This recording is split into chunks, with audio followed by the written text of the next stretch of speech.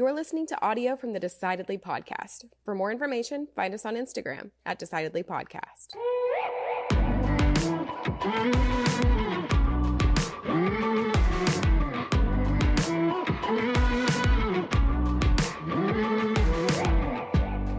So do you remember when we went to Peru together? Of course. Like, I don't know, 12 years ago? You were really into paragliding at the time. Yes, I was. You were like, you were so into it.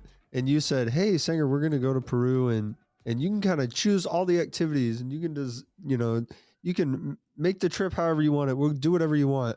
And then I kind of get the agenda and I noticed paragliding is on there. I was like, I did not ask for this. You can do whatever you want to do as long as it's paragliding. We did that 3 separate places in Peru.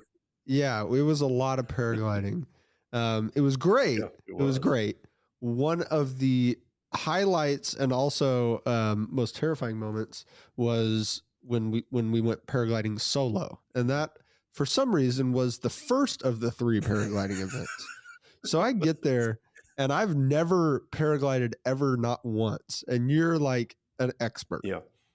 And the guides take us, they get us in this, pack us into a little car in Lima. We drive outside the city and we go to this big cliff, which, in my memory is probably much larger than it is in reality. Well, I will admit, we get there, I will admit at this point that the amount of training you got was probably less than it should have been. It was nothing. You know what happened is we went there, we hike up to the top of this cliff, and they laid out the glider on the ground, and they just gave me verbal instructions. Yeah. They were like, oh, well, the right handle will make you go right. The left handle will make you go left. If you pull both handles at the same time, those are your brakes. But when you come in for landing, you're going to keep this in mind. You don't pull the brakes too hard. And I go, wait, what do you mean? Don't pull the brakes too hard? I mean, like, I want to stop. And he goes, yeah, I mean, if you pull them too hard, you're going to have a bad time. And if you wait too late, it's going to be even worse. And I'm like, my eyes are like the size of $50. I'm like, what are you talking about, Jorge? Don't pull the brakes. What do you mean don't pull the brakes? And he goes, hey, dude, look, like I've been here 100 times. I've jumped off this cliff 100 times. I've helped people just like you do it 100 times. I checked all the equipment for you. You're going to be fine. And I realized that I had no choice really. I was out there. We're in a different continent. You are certainly emotionally invested in this activity. We've driven like 3 hours to get here, and Jorge, he tells me that I'm basically a wussy if I don't do it. So I figure I have to do it. Well, I strap everything up, and I'm like ready to go, and I run right off this cliff. The stupidest thing I've ever done. Just straight off this cliff, and this glider just lifts me up. And I'm flying. All of a sudden, I'm flying through the air. And it was amazing. It was so cool. I could see the countryside. It was so beautiful. I could see Jorge's little car down by the side of the road somewhere. It looked like it came out of a Hot Wheels set. And I felt so free. Yeah. And as I was flying, like the only thing I could think of was how badass it was, but also like how thankful I was that I just took that leap of faith that it was going to be okay. When I get close to the ground, finally, I remember what Jorge said, don't pull the brakes. And I just kind of squeezed very slowly. And I really wanted to just go, and pull because it was, it's coming in That's hot, your natural reaction. But I didn't. Yeah, that's your natural reaction is go, oh crap. But I didn't do that. And I landed on both my feet and the glider just slowly fell behind me. And I learned later that Jorge said, oh, you landed on your feet. You landed on your feet. And I was like, well, yeah. I mean, like, why is that worth celebrating? He goes, nobody ever lands on their feet first time. And I go, what? You let me do that? And success looks like me not busting my ass. Was not crashing. Success was crashing.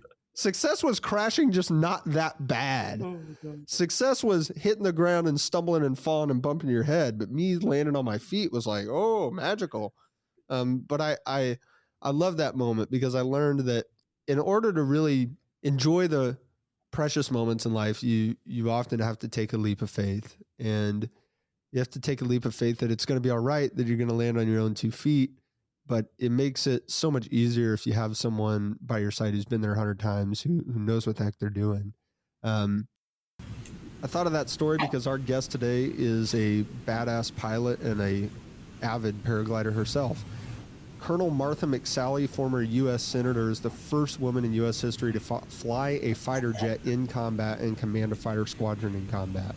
She took on the Pentagon in an 8-year battle to overturn discriminatory policies towards servicemen and women deployed to Saudi Arabia, and she won. She served 4 years in the U.S. House of Representatives and 2 years as a U.S. Senator. She's got a master's in public policy from Harvard University's JFK School of Government, a master's in strategic studies from the Air War College, where she graduated #1 in her class out of 261 senior military officers. And she was a distinguished graduate from the U.S. Air Force Academy. We had a fantastic conversation with Martha today. She's a very genuine, down-to-earth person and has some incredible stories and absolutely powerful decision-making frameworks and tips.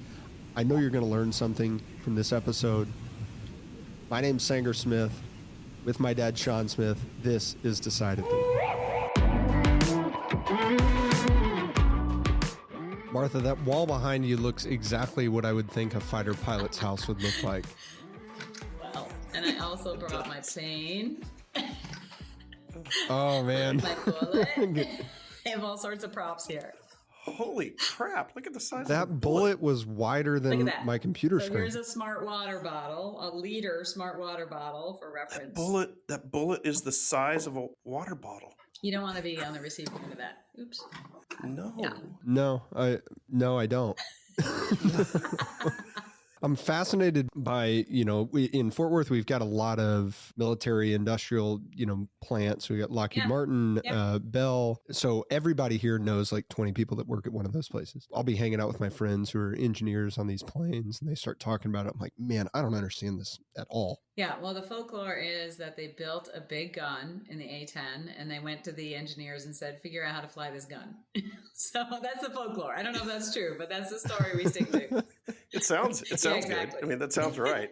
That's believable. Now, you flew the A10. I did. Is that right? Yep, the A10 Warhog. Yep. For those who don't know what it is, it's this beautiful plane. It's got 11 weapon stations on it, but it's really, as we talked about, this gun. It was, the gun's basically almost, the size of a car. You sit on top of it, and there's one seat in the plane, and there's no 2-seat trainers, and when I went through training, there were no simulators, so your first flight was solo. Wow. Having never flown the plane before. Whoa. And yeah, it was built to support our troops on the front line in what's called close air support. It was actually built to go against Soviet tanks on the front line, often when there's close proximity, they're on the move, and you really needed a plane that could go low and slow and survive a direct hit and deliver firepower to protect and save American lives. It's an amazing plane. Yeah, it sounds like it. That's got to take some nerve to fly a plane that's designed to get hit. Yeah, it's we're a special breed, the A10 pilots. I chose the A10. That sounds like such a bad idea. Special in a crazy way, right? Yeah, I chose the A10. I had the choice of any fighter aircraft, and this was finally when they changed the law, so it was no longer against the law for women to be fighter pilots, and then changed the policy. But I had the choice of any fighter, and I picked the A10. And there's just nothing like its mission.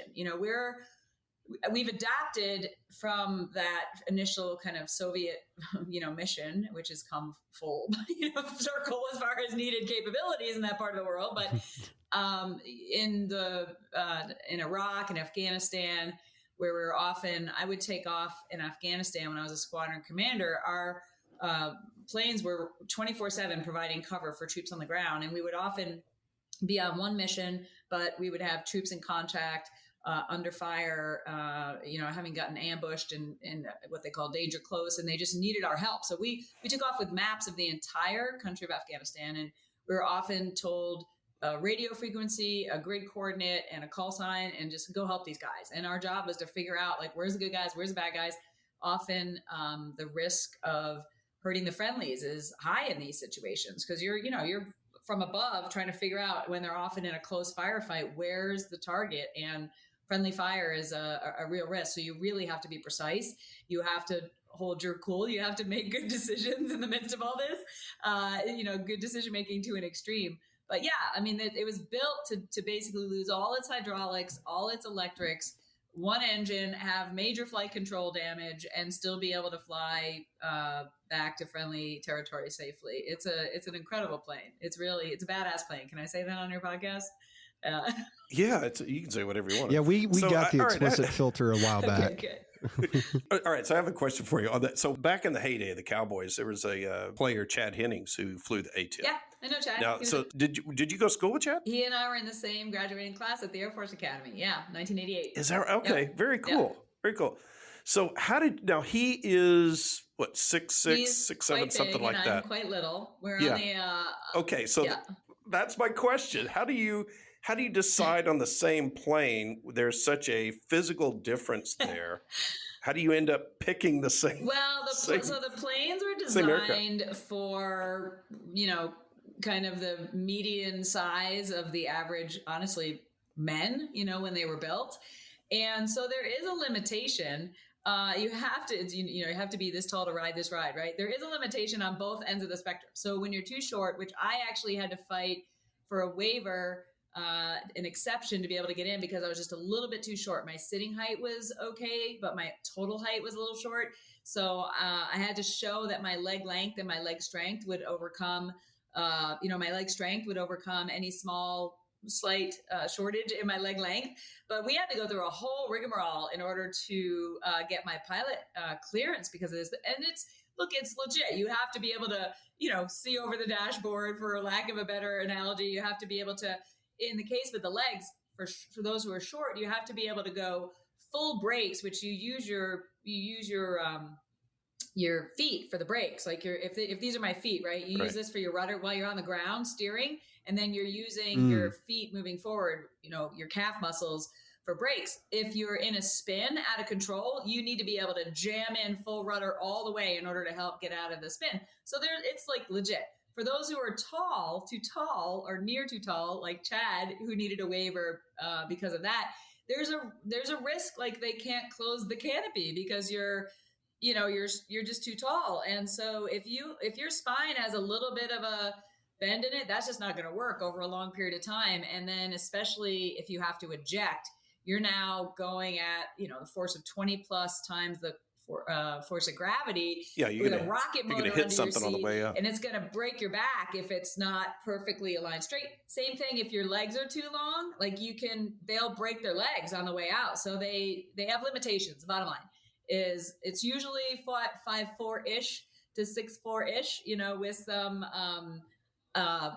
opportunity for waivers based on each individual is different, whether they can fit in the cockpit and they can function in the cockpit safely. So I understand why you might pick the A10. It sounds like a badass plane, so that good for you. It sounds like the opposite type of plane I would want to fly, but that's why you do what you do and I do what I do. So yeah, that's why we never got that opportunity. Never had that opportunity. We weren't asked what plane we wanted to fly. Don't want that. All good. I had a girlfriend in college whose dad was a pilot like that, and took me flying around and made me sick on purpose. I'm quite sure. So when you were struggling to get waivers based on physical attributes, and there are some limitations where you really wouldn't want to waiver beyond, right? Were you concerned that there was this barrier because of stature, or did you think, this is because I'm a woman, or were there other sort of institutional barriers you had to get through to be able to be a combat pilot? Oh, for sure. In that plane? When I went off to the Air Force Academy, there were institutional barriers, but I didn't think the height limit, necessarily, I didn't focus on it like it was a female male thing. I mean, you could be frustrated by that, but they built aircraft long before I was there trying to get my pilot training. So you want to rail against the things you can change, which if we're talking about good decision making, focus on the things you can change, not the things you can't change. Yeah. I can't change how the planes were built, but I can only change the path I take in order to try and have an opportunity to fly them. But when I entered the Air Force Academy, I wanted to be a doctor. I was motion sick when I was a kid, and I had no desire to be a pilot. And I found out for the first time in my life that I couldn't be something just because I was a woman. It was against the law at the time for women to be fighter pilots. And I couldn't believe it. I was blessed. I grew up in a family where I was told I could be anything I wanted to be. And I have a little bit of a change agent, entrepreneurial / rebellious spirit in me, which you'll discover over the course of the hour. And so I channeled that in a way where I was like, what do you mean I can't do that just because I'm a girl? And it just pissed me off. And I just decided, you know what? Well, that's exactly what I'm going to do. I'm going to become a fighter pilot. I'm going to be the first woman fighter pilot. And people laughed at me. They were like, it's against the law, Martha. And my response was, we live in America. Laws change. So I'm not going to let my dream die. I wouldn't have said it like this at the time, but the kind of the approach I took was keep the dream in my heart. Don't have a chip on my shoulder. Bloom where I'm planted. Keep excelling. Keep looking for opportunities that maybe the door was going to blow open. Persevere. Keep growing in your skills and things that you would need in order to be a good pilot. And the door finally opened. It was nearly 10 years later. I had nothing to do with the change, but I had the right, at that point, grit and attitude and qualifications and timing, which is often really important in life. That when the door opened, I was ready, and I was ready here, too, where I was like dreaming and persevering towards it. So yeah, there were severe barriers. I didn't, in that case, have anything to do with the change, but I had to do with, my part was to be postured and ready when the change happened to say, send me, I'll go through first. Did you have a sense that change was happening? Was that fairly well broadcast? So, my years at the Air Force Academy, no, like it was so far from anybody's thinking that it would ever change. They then sent me to Harvard for grad school for 2 years. And honestly, first, I think about good and bad decision making. Sometimes we make good decisions for the wrong reasons, right? So I'm trying to get my waiver for my height, and then my hand was broken. So even when I got it for my height, I lost it for my hand. It's a very long story. I talk about this in my book, Dare to Fly. But it was talking about persevering, and my window was closing. I had withdrawn from from medical school process, and I was running out of options. I just was singularly focused on pilot training. And I finally applied for a scholarship. The one-star general was like, Martha, like, you need to wake up. Like, you got to apply for the Rhodes Scholarship, apply for scholarships. Your grades are great. These are great opportunities. And I was like, I don't want to go to 17th grade. I'm tired of school. I want to go fly. And so I finally applied to the Rhodes Scholarship. I mean, I can admit this now, with the main focus of like, I'm trying to buy time to get into pilot training. so it's just something to do, right? Yeah. So I end up, I make the regional finals of the Rhodes, and then they give me this scholarship to Harvard. So I go off to Harvard, but again, I'm so, I laugh at it now. Like, okay, I'm here to study what, because my mindset was I'm here to buy time, for getting into pilot training. So I had this great experience. It was amazing. Then I went to pilot training, and when I was in pilot training, Desert Storm happened, and then Congress repealed the law while I was in pilot training. So I thought, I'm going to be able to pick a fighter. And then the Pentagon said, just because the law changed, we still are not changing the policy. And I was like, So I thought for sure it was still going to change. Well, what does that mean? Like, just because there was no longer against the law, they can still say that they don't want to do it. It's not their policy. So whatever, we had this. Oh, so they changed the law, but not the policy. Oh, yeah. Okay. So the law changed saying that the Air Force could allow it. But the military, across Air Force, Army, Navy, Marines, they just refused to open it up. But I just had a sense like it's going to change soon. And so that decision, I made a critical decision at that moment. Okay. I was graduating near the top of my class. I had a lot of great assignments I could have chosen from. that would be flying cargo planes or tanker planes. But once I went to fly in one of those other major weapon systems, they were never going to cross me over to fighters. And so I decided to be a T-37 instructor pilot in Del Rio, Texas, because I felt like it was going to still give me an opportunity to transition to fighters after that assignment was over. And it was buying me more time, just like grad school was buying me more time for the change to happen. So I picked this assignment, which most people were shocked. They were like, why would somebody graduating so high in their class pick a T-37 to Del Rio, Texas? Like, it just was, but I was keeping, and it wasn't an easy decision, by the way, not an easy decision. We don't have time to tell the whole story. It was made in the moment, which I would not advise, but my gut told me, keep the dream alive, pick this, keep building your expertise as a pilot. It's going to change soon. And it paid off. A couple years later, I got a phone call from a general at the Pentagon saying, we're about to change the policy. We looked back to all the women who graduated since the law was changed who earned a fighter, but we simply couldn't pick one because we had ovaries. And we're not flying another major weapon system. And it's come down to 7 of you. Are you still interested in being a fighter pilot? And I was like, hell yes, of course I am. So it all those decisions to buy myself time to keep the dream alive paid off. Obviously the institutional barrier there, and the legal barrier. What about the social barrier? The other men in the Air Force, what was their response knowing that you were seeking this path? Great question, Sanger. Well, during the debate in Congress over whether we should allow women to fly fighters, our 4-star general in charge of the entire Air Force, like he is our leader, testified before Congress that he would rather pick a less qualified man than a more qualified woman for these cockpits. He was against it. And there's a crazy... What did he say is the reason for that? There was just a lot of people... I've done a lot of research on this and I've lived it.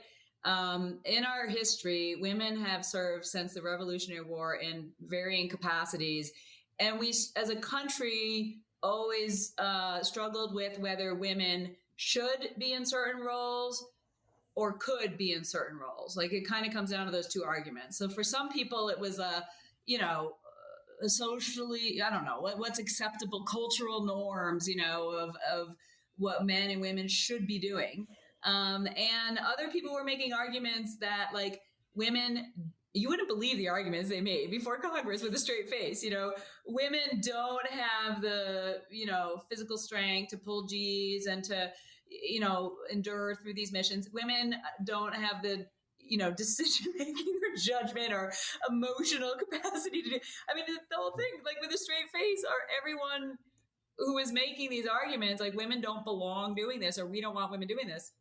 So we had to deal with that. There's a great picture I'll send to you guys later of the press conference when they announced that they were opening fighters to women. And they brought 3 of us, of the 7 who were initially, chosen in the Air Force, to a press conference to be like a dog and pony show, parading us around like we're making the change. That same 4-star general was leading that press conference. So when the Secretary of Defense said, this is going to change, I'm changing the policy, he had to decide whether he was going to resign or whether he was going to act like he agreed with it. But we all couldn't stand this guy. He was a jerk, And so they put us through all this media training about our body language. But I was this feisty, young whippersnapper, pilot who, I knew exactly what I was doing. But in that press conference, I'm sitting there with my arms folded, giving him side eyes, like, on purpose, live in the press conference. There's a hilarious picture. Screw the training. Screw the PR training. Yeah, there was a hilarious picture that ended up like front page, one of the major newspapers with that in there. And but I'll send you the picture later, but you don't have to guess what was going through my mind. So the point is, leadership sets the culture at the top, right? And so you did then have a number of people down the chain of command who I felt like they had license to create barriers or a hostile environment, or denigrate us, or try to figure out how to make us feel so miserable that we quit. And so it was not easy. I mean, those early days when I transitioned, I'm not complaining about it, but it was not easy. You're breaking into a tough environment that was all if you ever watch Top Gun, you know what I'm talking about, right? Male only. And I think, there are a number of good people. A lot of them probably had daughters. This is just my guess. In my experiences, where they're like, well, I don't want anyone to tell my daughter she can't do something. But a lot of them just stayed silent. And the people who were the most insecure and jerks often, created a pretty difficult environment. It was extremely isolating. I mean, I remember in that first part of training, I was getting up every morning, getting on my knees, like, God, give me the strength to get through the day, despite how I feel I'm being, treated or not accepted. Just put one foot in front of the other, one flight at a time, do my best and prove them wrong, one person at a time. But it certainly wasn't easy. But there were also some good people, but a lot of them stayed, there were a lot of good people, but a lot of them stayed silent. There's a lot of sheep when you get into those kind of high pressure environments where the sheep just go along, with the culture. So, well, it's really hard to stand out and say, hey, I believe something. And especially when that is counter to the popular idea.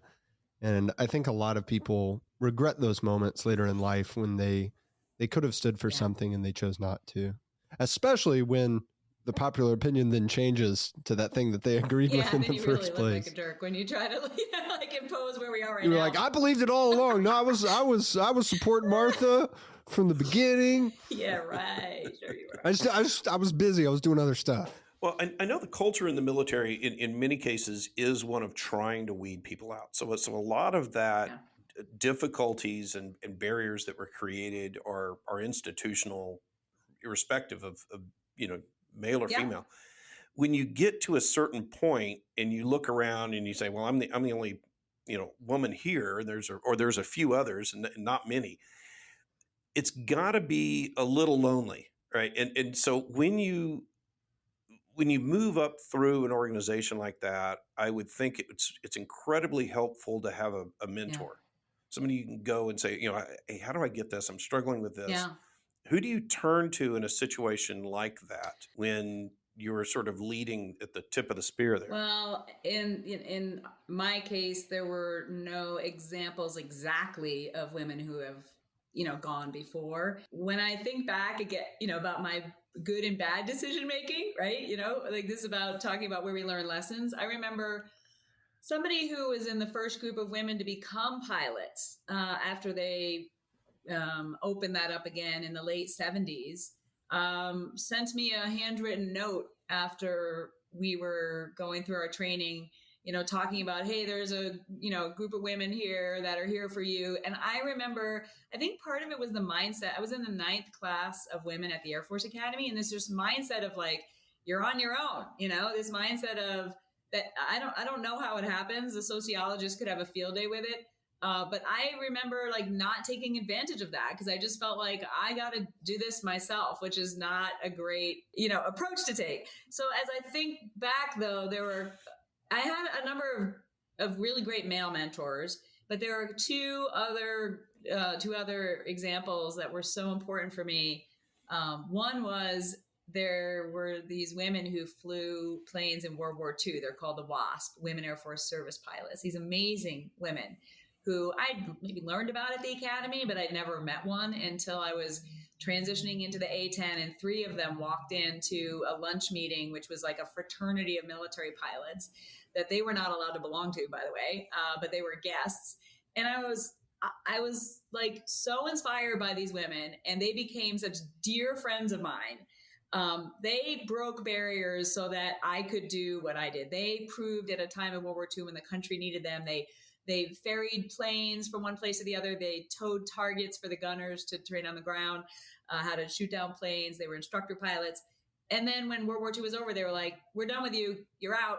And their grit and their attitudes and just their experiences and their heart of gratitude for their service and just working through the obstacles they had was such an inspiration to me. They were sitting in the front row when I had my change of command, where I took over command of a squadron, the first woman to do that in our history. And they were right there, 3 of them. And I would not have been able to make it through this without them. There were times where I was like, okay, I think I'm going to move on. I think I'm going to, get out of the military. I'm tired of trying to,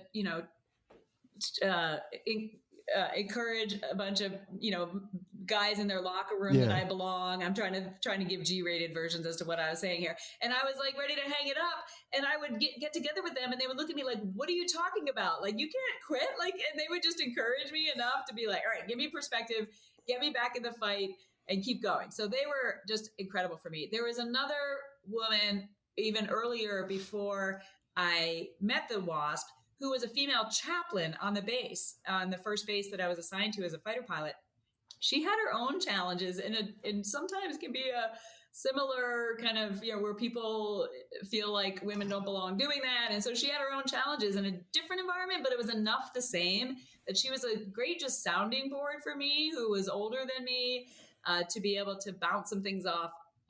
When I was having some real challenges, she was just, sending me notes of encouragement every day, like keep it going, keep your perspective. And that was absolutely crucial for me at times where that isolation can really get you to start making bad decisions, right? And not having good perspective because you're isolated. So they really helped keep the big picture for me about the opportunities I was having, and helped me to persevere, to keep in the fight. How did you make sure you were making good decisions, or did you have a framework you walked through? I know decision making is certainly an important part of the training that you went through, but how would you go through? Because I'm sure there were some extraordinarily challenging times that other combat pilots weren't facing. Yeah, I didn't have like a formal framework, of like, this is how I'm going to make this decision, and I'm going to be very analytical about it. I often do that for different things a process we've learned in the military called course of action analysis. I use that a lot in decisions and encouraging others in decisions, where you identify what attributes or what values matter, and then you weight whether any of them are of higher value than the others, and then you assess each of your courses of action against those values and give them a number. And there's a grading system that I've since learned on that, and so you can at least look with some objectivity. I've actually helped my goddaughter think about like getting into, choosing a college, based on this. And I sure wish I didn't have anything like that. Okay. And I just went through this with my niece, who's a junior in high school, where we identified, all right, what attributes do we care about? We care about the academic programs. We care about the cost. We care about geography. We care about, do we care about athletics? Do we care about any sort of elements of like culture or community there? So we're literally listing them down, and then we're grading them all in a very objective way. Because sometimes, what you feel may win out actually doesn't when you line them up against the things that you say you value. It's a really good process. But I will also say, I didn't use that a lot in my young decision making. I feel like I had I can be very analytical. So I had kind of the ingredients of that, and just trying to make good decisions as objective as possible. But, you also need to trust your gut at times too. I think about some other decisions I had. If you were to just look at it objectively, even just like, I'm going to go be a fighter pilot. If that was the, decision when I was a cadet, it would have come out with the lowest value option, right? It would have had the lowest number. Don't do that. That has the least likelihood to succeed. So there is this element as I grow in my wisdom and experiences, and I feel like I'm in an exponential growth mindset, which is really important for everybody in your decision-making process. Have a growth mindset. There's a quote, I can't remember who it was, who said, if you're not embarrassed by who you were a year ago, you're not grown enough. So having a growth mindset versus a fixed mindset. And so, I think back, like trusting your gut or trusting your what you believe is a calling. Sometimes you just need to follow that. Like, don't try to overanalyze it. Don't pull out that legal paper and start, doing the pluses and minuses or whatever. Like, if you really feel like there's a burning calling inside you, or your gut is telling you to do something, run it by some people for sure. But ultimately you got to look yourself in the mirror and say, I need to go. Like, I need to do this, and this is the right thing to do. Even if I don't prevail, but I need to do it. So, I mean, those are just some of the things to think about. Sometimes I make analytical decisions. Sometimes I throw the paper out, and you got to go with your gut and your calling.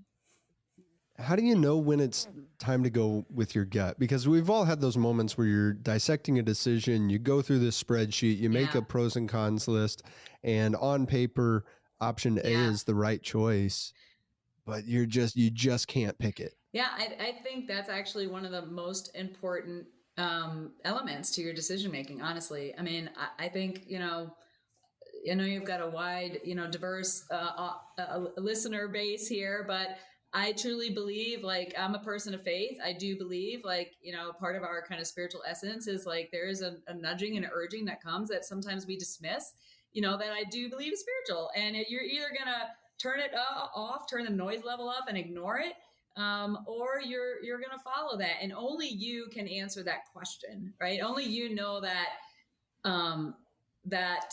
calling that's going on inside you, that you're just like, I got to do this. I think the other piece when you make decisions, whether they're analytical or by your gut or by what you feel you're called to do, is hold it with an open hand. Your identity is not based on the outcome.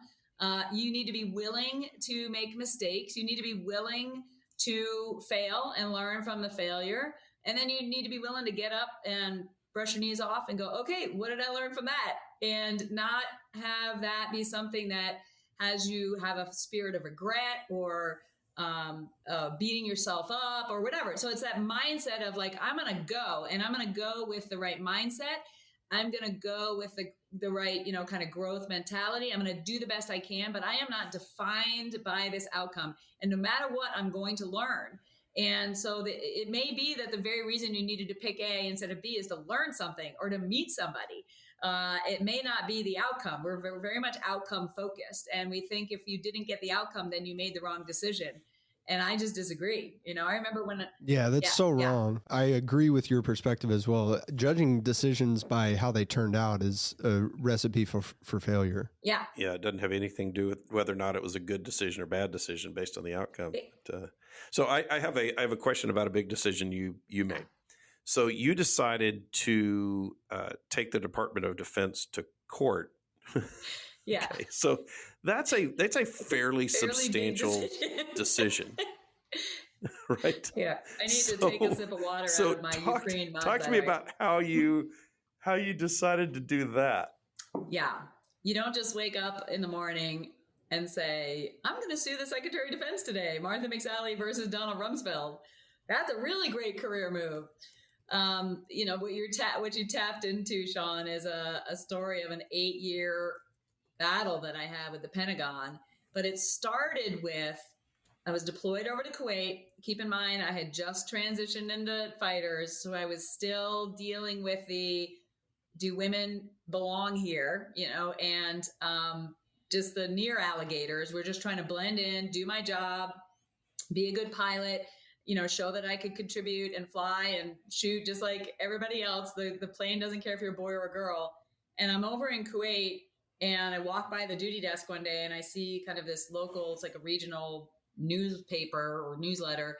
And on the front page is a picture of this, first I thought was like a local Saudi woman. In fact, when I looked at the fine print, it was an American GI, American servicewoman. It was like, this is the appropriate way to wear the full black Muslim garb and headscarf when off base in Saudi Arabia. And there was just this like immediate gasp, this like conviction inside me of like, that is just wrong. Like, I don't even know why we're doing that, but that is just wrong. And we've all had moments like that, if we think about it, where we just like, we see a problem, we know it's wrong. The question is, what are you going to do about it? And so I really struggled because this didn't apply to me.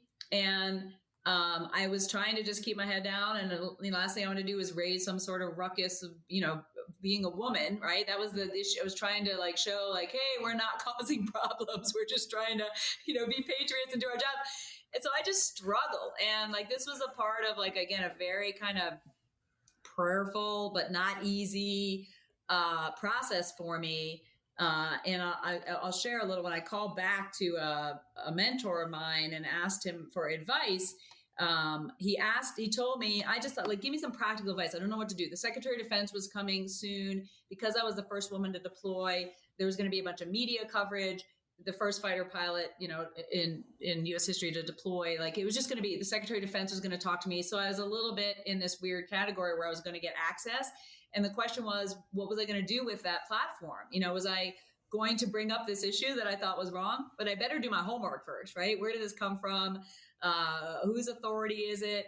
But man, I struggled. So I called back to a mentor, and he tells me, we're on these tactical Army phones. We have to, like, say over because there's a 3-second delay, like, I love you, Mom, over. And then you wait for, her to talk back.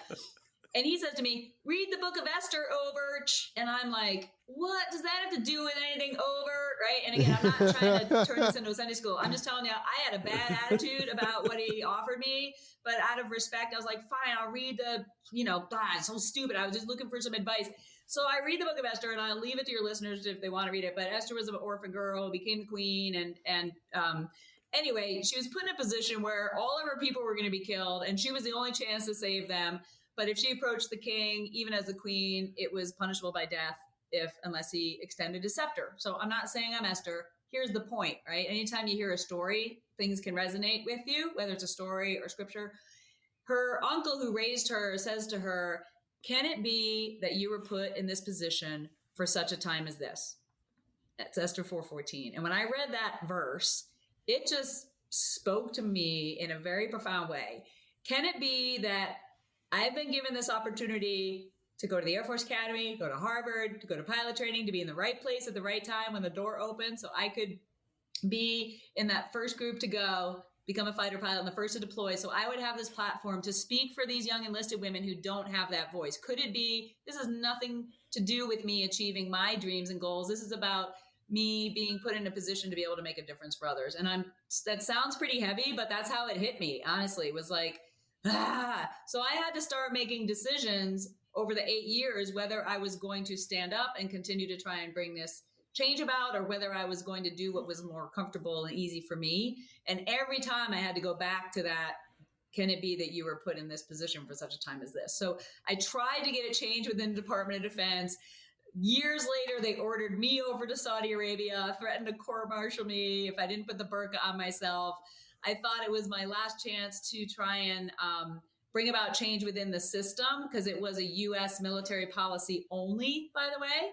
And when they just failed to do anything about it, I decided to go to the other branches of the government. So not an easy decision to be like, at that point, I was promoted 4 years ahead of my peers. I was, on track to be a senior leader in the Air Force, and now I'm suing the Secretary of Defense, so not easy, but it came from what's the right thing to do. This is part of my decision-making process here, right? What's the right thing to do? What's the next right thing to do? And don't ever walk by a problem. Like, these are all parts of kind of how I live my life. If you're ever complaining about something, look yourself in the mirror. What are you going to do about it? And so I just had to keep making the next right decision. And the next right decision after 6+ years into this was to get the branches of the government that have oversight of the branch that was failing to address this issue, which I thought was wrong on so many levels. I mean, our women were sitting in the backseat of the car and, wearing full Muslim garb, and the taxpayers were paying for it. I just believed it was unconstitutional. And, in the end, took 8.5 years, but I was able to prevail. I tell all this in my book, by the way, Dare to Fly, in greater detail. But ultimately it goes back to what's the next right thing to do. Right. And could it be? And what do you mean by what's the next right thing to do? What I mean is, so in the 8-year process, I first thought, raising it up the chain of command, I thought it was a State Department thing. So I thought I had to go up to the Secretary of Defense and over to the Secretary of State. And that's the path I thought I had to take. And then I discovered through all my research, it was actually the U.S. military doing it to itself, to our own people. And so I was still trying to how to figure out, okay, I tried to take a path up the chain of command and it got thwarted. So then it's like, what's the next right? What else can I do? What now? Where else can I go? Don't accept failure on that first original decision. And this gets into, again, other ingredients I think of good decision-making is You got to be creative. If you keep going up the same hill and you keep getting thwarted in your success, you have to look for another way. You have to think about being creative. You have to figure out, what allies do I need? How else can I approach this? What other opportunities may come my way? Having a kind of an agile mindset of also just creativity and curiosity of like, how else can we solve this? And I didn't immediately, if somebody told me I was going to sue the Secretary of Defense on the first day when I saw that newsletter, I would have told them that they were crazy. But 6 years later, it was the next right thing to do. Once the, Department of Defense just refused to change and they just dug in their bureaucracy. And so I just had to keep asking that, like, what other paths can I take? And presented with other options, what's the next obvious choice? All along the way, there was one choice to just stop and give up.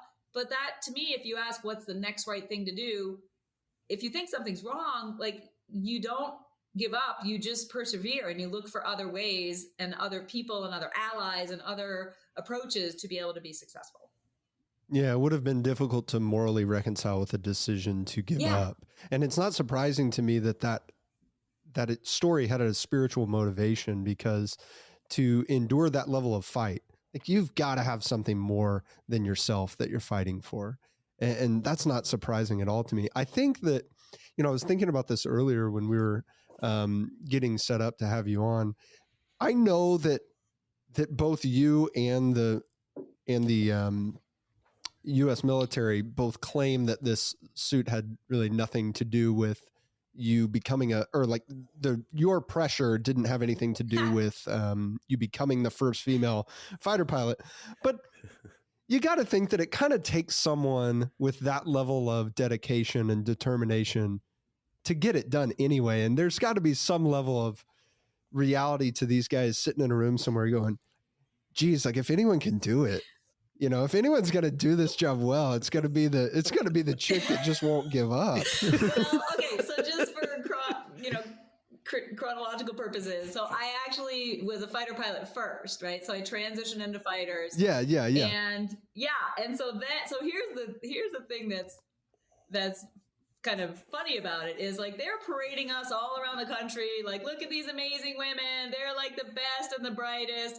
And then I was like the, Frankenstein who turned on them, right? So I put them in a position when I took on the burqa issue that they could not personally attack me because they had been lauding me, right? And so they were talking about, what great examples we were. And, we joke that the military they say they want change agents and people who challenge things until you're challenging them. And then they don't really want that, right? Yeah.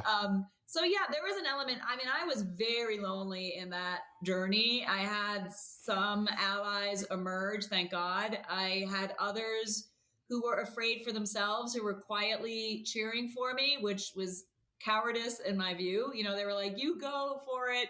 And I was like, well, why aren't you speaking up? Like, where are you? We'll be thrilled when you win. And then, of course, when we won and I was in the, I was in the gallery of the House of Representatives when 435 members of Congress voted unanimously for my bill to overturn all this stuff. I remember going back to the general yelling at me saying, no one cares about this but you. No one cares. What's the matter with you? Why can't you just let this go? And I remember sitting up there saying, there's a lot more people than me who care about this, General. Like, I was just saying this to myself. It's me and 435 representatives of the American people, you jerk. I was just thinking this to myself, right?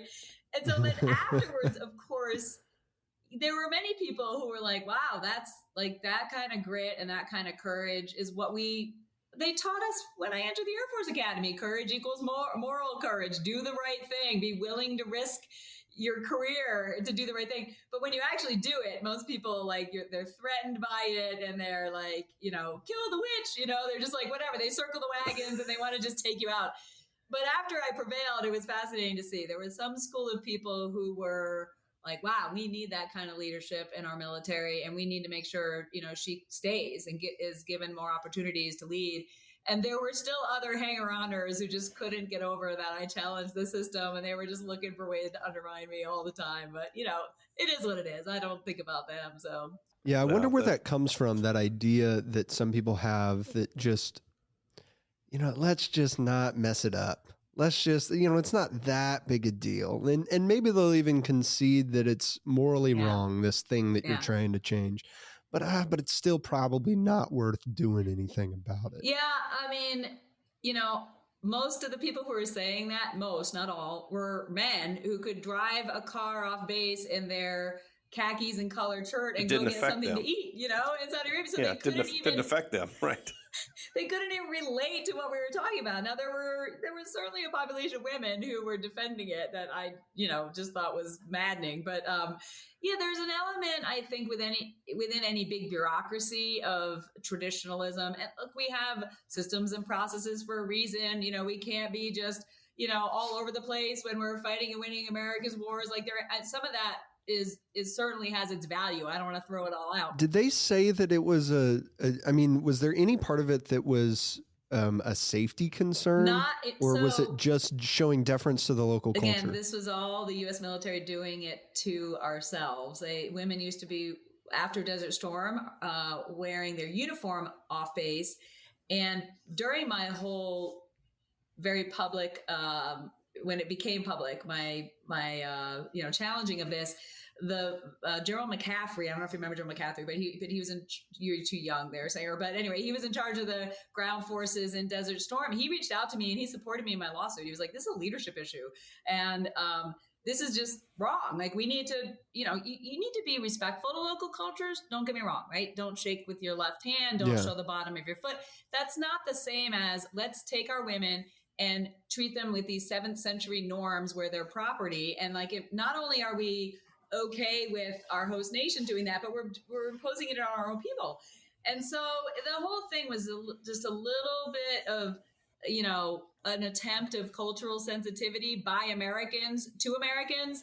And the State Department wasn't doing it. The women at the embassy, my dog just sneezed over here, if you heard that noise. The women at the embassy were not doing it. They were supporting me during this whole process. It was ridiculous, but it takes on a life of its own in a bureaucracy where it gets more and more ridiculous over time. And then everybody defends it and thinks it's above their pay grade. When I first confronted the 2-star general, who was the actual legal authority to change it, he said, there's nothing I can do about it. It's above my pay grade. And I was like, no, it's actually your policy. He just didn't know it because, it was bureaucracy. And his default was to say, I can't do anything. Yes. Without knowing. But then given the facts, that's so he telling. refused to change it because, from my view, I'm not in his heart or his head. He didn't want to make any waves. He gets to do his 1 year. Didn't want to change anything. Not on his watch.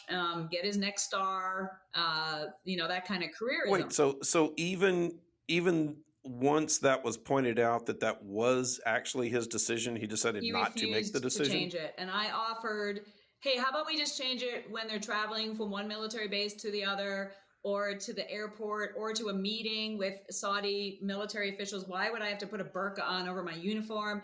And we should eventually change it for going shopping and eating, but let's work with the embassy on that.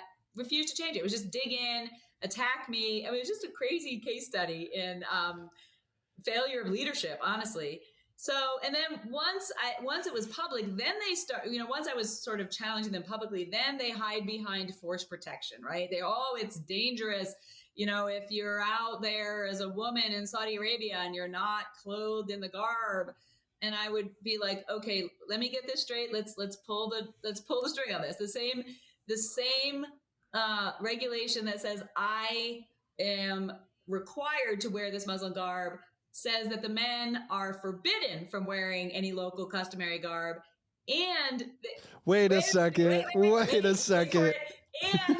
this gets better and better. There was no kidding, a policy on the wall when I finally deployed there's no kidding, a policy on the wall with a picture of a woman in an abaya. It's an abaya, burqa. It's it's the same terminology, just her face is not covered. And it, no kidding, said you have to always have a male escort, and if you are stopped, you are to lie and claim your fellow servicewoman as your wife to comply with local Sharia law, Muslim law. And I was like, whoa, our top core value in the Air Force is integrity first. And you literally have a policy on the wall saying to lie. And by the way, this is we're lie. The superpower. I'm not trying to be the ugly American here, but we're here to protect our interests and theirs. And again, State Department's not doing it. Saudis weren't asking for it. This whole thing just got so distorted. And so I was like, okay, let's get this straight. So I'm in a suburban convoy with dark tinted windows traveling from base A to base B in the middle of the night. That's how they first made me wear it. And, picture this, there's a jihadist on the side of the road with an RPG, and he's about to take out the American convoy. But as he looks through his sights, he sees, wait, there's a woman in the back seat of the car wearing an abaya. They must not be Americans. Like, seriously? Like, give me a break. It's a joke, right? They must be the good ones. Right. Or if I succeed in blending in to look like a local Saudi woman and I have an American GI male escort with me, like, what kind of punishment does that bring about? The whole thing was ridiculous. I'm like, look, I'm a warrior. If it's that dangerous for me to go off base, give me a gun, don't give me a burqa, was my mindset, right? Like this is the whole thing was insane. It was like a classic, ridiculous. I mean, I would imagine that there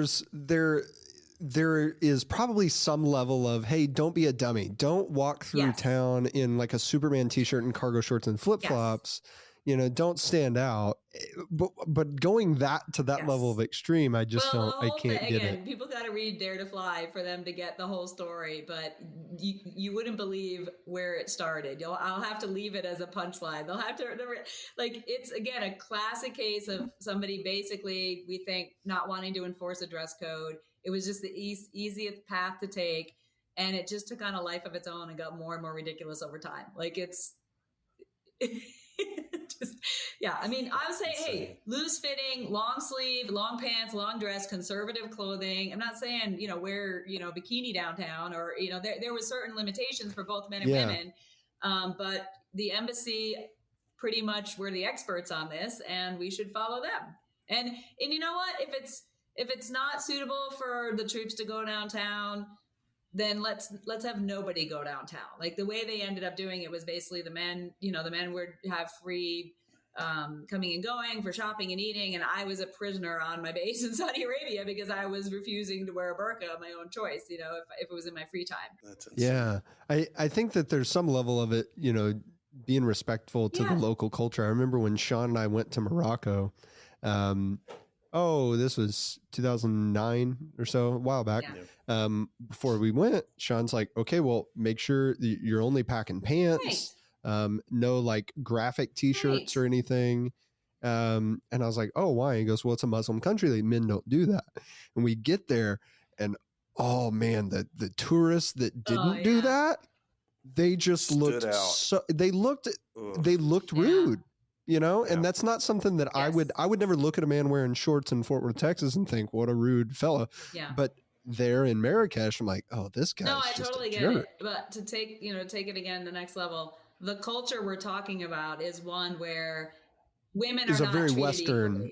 Equally. Like women are essentially property. And like, that's their decision on how they are treating women. We should not be imposing that on our own people is the bottom line. Yeah. Right? Yeah. There's a big divide between modesty and, you can't even show your nose and mouth in public. Yeah. That's just I'm not a Muslim. I'm not putting on Muslim garb that the taxpayer had to pay for. I'm not asking anybody to wear a cross or, have people wear a yarmulke if that's not their faith. Like this is an element of like, it was wrong on so many levels is the bottom line. The thing that gets me is that you're forcing some people to wear certain garb of the local garb and then prohibiting others from doing the exact same thing. Yes. And that's the best part. To run counter. The insanity of it all. Yes. That does seem insane. So I have a question for you on kind of a different topic because I know we're bumping up against time. What's the next mountain you're going to climb? Not figuratively, literally. What are you doing next? Literally. Well, Everest Base Camp is with Shaili, our good friend. Is Shaili Bassnet. Yeah. For sure. I just did a crazy 100-mile, 5-day, 4-night solo trek on the Arizona Trail. It wasn't a mountain, but it was stretching myself in a way that I have never been stretched before.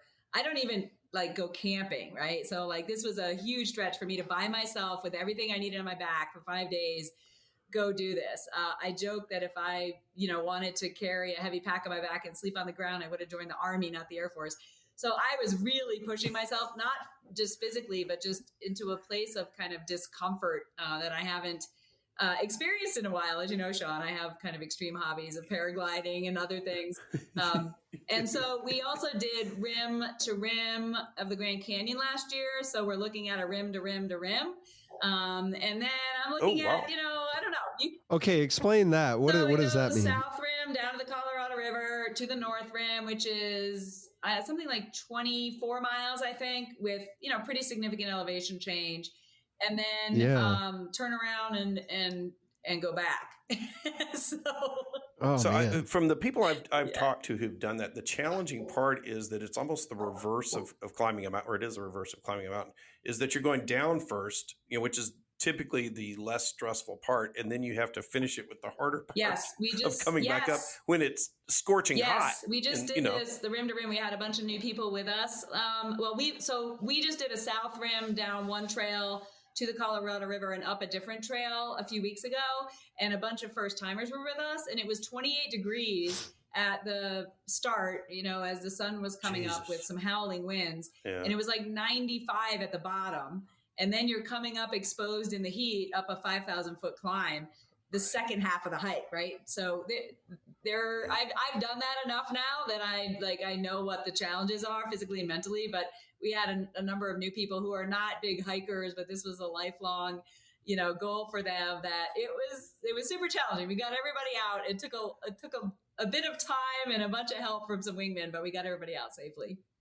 So I don't know. What are your other ideas, Sean? Where else should I go? Machu Picchu? I like that one. My daughter, Machu Picchu is one. So Sanger and I were in Machu Picchu a few years back, and it was just wonderful. I mean, it was just amazing how that place was still intact. That's one of those you can make it as hard as you want. Yeah, you can get a train ride, and then a bus will take you there, or you can hike for 2 weeks to get there. Yeah, I would go through the the Inca. And then what about the Sunrise Gate? What's the Way of St. James? It's not really. The Camino de Santiago. Yeah. So that is less of a outdoor wilderness hike, and there's a lot of urban hiking because you're going town to town. So it's a cultural and kind of a spiritual experience as much as anything else. Have you done the whole thing? I did it twice. I enjoyed it so much. It was really strange when I finished, and we finished in Santiago, and you hike for a month to get there. So it's about 500 miles, and you get to this beautiful cathedral in Santiago, and there's a whole process. You sort of go through mass, and you can place your hand in this column that thousands of pilgrims have done before, and it kind of it's worn in a handprint there, and you go through this, and you have no idea what they're saying because it's either Latin or Spanish. But the first thing I wanted to do after arriving there was to keep hiking, was to hike again. Because it was so transformative in terms of how I thought about things, in terms of my relationship with myself and with God, and just how I interacted with other people. It really changed my perspective on things in a different way from wilderness hiking, like on the Pacific Crest Trail or the Arizona Trail, which I hiked last year. Wait, you did the whole Arizona Trail? Did you say? Oh. No. I don't want to claim that I did that. I hiked a section of it. And it is so different. I mean, there are just things that will poke you and sting you all over the place. Yes. Well, also just mentally. I've been trying, not trying, but I committed to doing the entire Arizona Trail in day hikes, and I'm, making my way through it. And I just hit a point where, I did all the easy ones as far as accessibility goes, logistics wise. So I was like, I need to start thinking about going overnight, and I need to push myself out of my comfort zone here. You could sort of wing one night, but I was like, no, I'm going 100 miles, 5 days, 4 nights. That was fascinating. I think hydration would seem to be the biggest challenge. There's great information along the way from other hikers. You had I brought a filtration system just to make sure you knew how long you were between water stops. And the worst I had was 6 liters on my back going up one uphill stretch. It was probably a little more than I needed, but I needed to spend the night and then didn't get to water the next day. And I was just a little, again, out of my comfort zone. And I thought, hey, what's going to kill you? It's like the lack of water, not the lack of food, it's the lack of water. Yeah. Sanger and I did a good section of the Pacific Crest Trail, and we have a picture of me, because we had a water filtration. We had to have water filters. Yeah.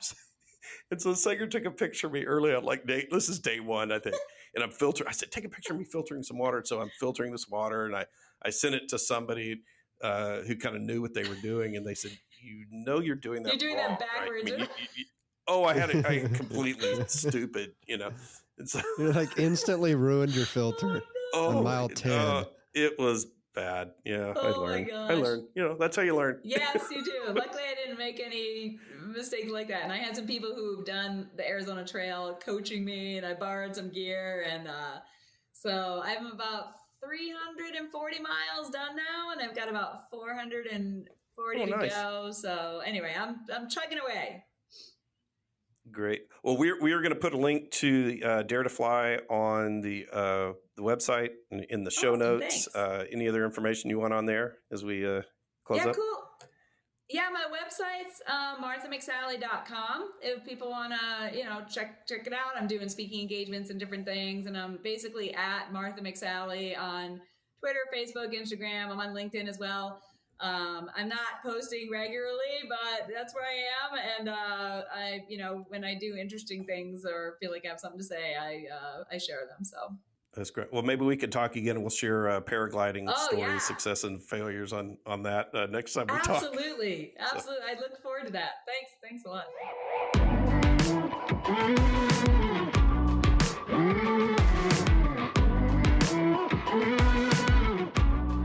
My takeaway from our discussion with Martha McSally is really, there were several. There was so much content in there. One was when you're looking at making decisions is sort of, she said, sort of do the right thing, but then do the next right thing, and don't walk by a problem. So I thought that was really instructive in terms of looking at the perseverance and pushing through until you get that right result. And there are a lot of decisions along the way to get there. My takeaway is, Martha said, when you see something wrong, it's up to you to say, what are you going to do about it? And I think that a lot of times we confuse complaining with a decision.